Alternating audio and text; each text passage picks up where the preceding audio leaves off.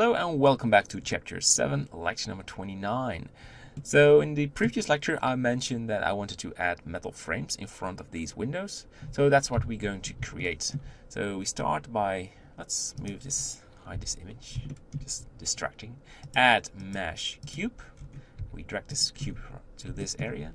I like to rotate this to R, Z and 45 degrees.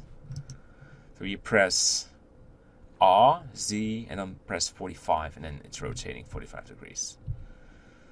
Okay, and we make it smaller. I was just thinking about something, and then I'm freezing in my mind.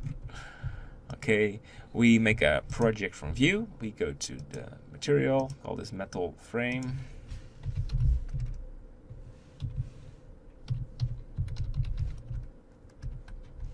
We just have to click new, and then we can name this. My bad. And you thought, what are you doing? Well, I was just making a mistake. And open it, Metal 29. You can find these images just in the lecture downloads. Keep repeating that. I remember from the previous course, students keep asking me, where can I find these images? In the lecture downloads and on Texture Haven, of course. The free CC0 texture source for you. You don't have to pay. Now that's a great deal, right? And put this in the metallic. So roughness, metallic, and a diffuse. So if we zoom in, we want to do just some UV scaling. Let's go back. That's too much.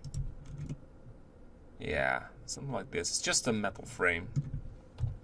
I'm not looking for in detail, a lot of details. Just a metal frame. Oh, wow. We need to put this metal frame to this area. I was confused. I thought, where are we looking at? And we scale it a bit more. You want to drag this more to the inside. And let's go for 2 frames. Two of these, just change the looks a little bit so you have them. And we're going to duplicate it. Okay, I just see that there is a sort of a issue with the texture. Let's restore this because we don't want issues. Okay, sandstone. So what is going on here? Ah, look at that. I think that one is just having issues. So, not really hard to restore it. That will probably fix it. And that one as well. And it's now slowing down because the normal maps are activated.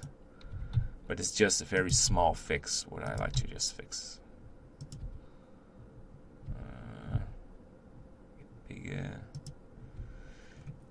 Bigger. And that one,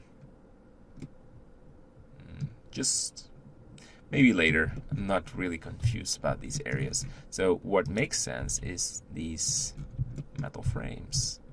So it's very simple duplicating it. And from a distance it looks like this. And we duplicate it to the other side. Press R, Z, and hold Ctrl to snap it. Press 3 on the numpad for the side view. And we continue doing this. And you can see on some areas we still have these issues. That's the downside of doing everything in once. But I like to wait before spending a lot of time on it, how that will look like in the final renders. And if it's problematic, we will give this a fix. GY.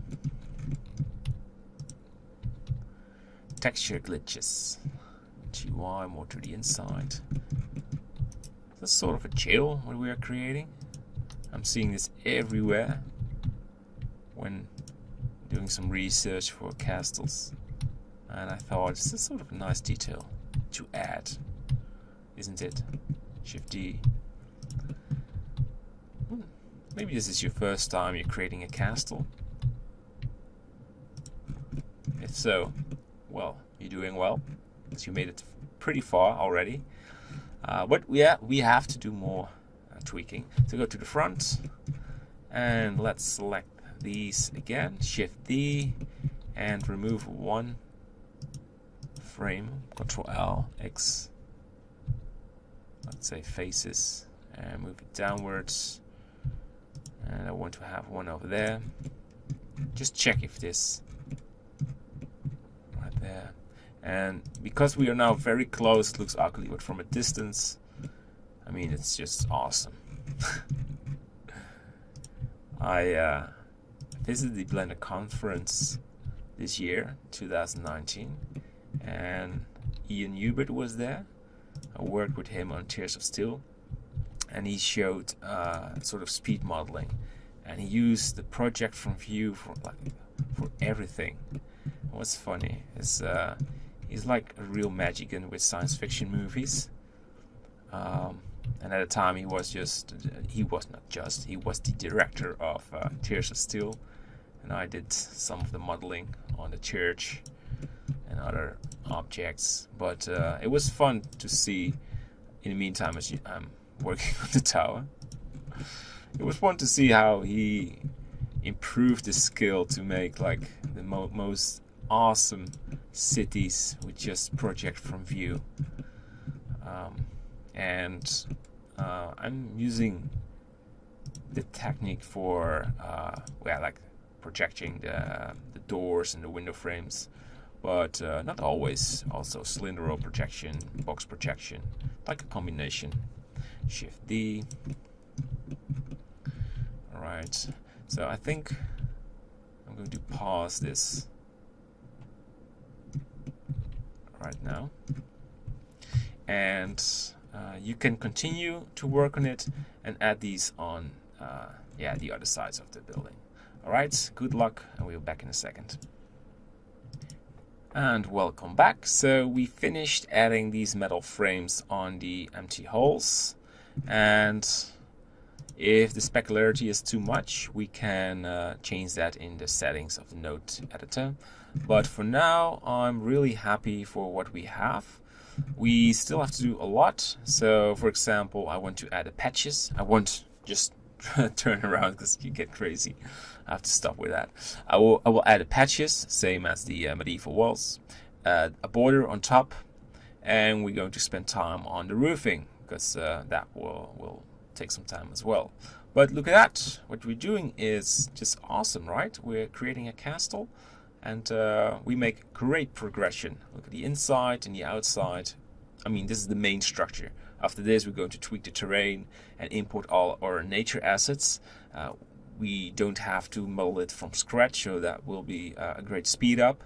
We're not there yet, but we're making great progression. That's what I want to say. So keep motivated, keep the spirit. We continue in the next lecture. Bye-bye.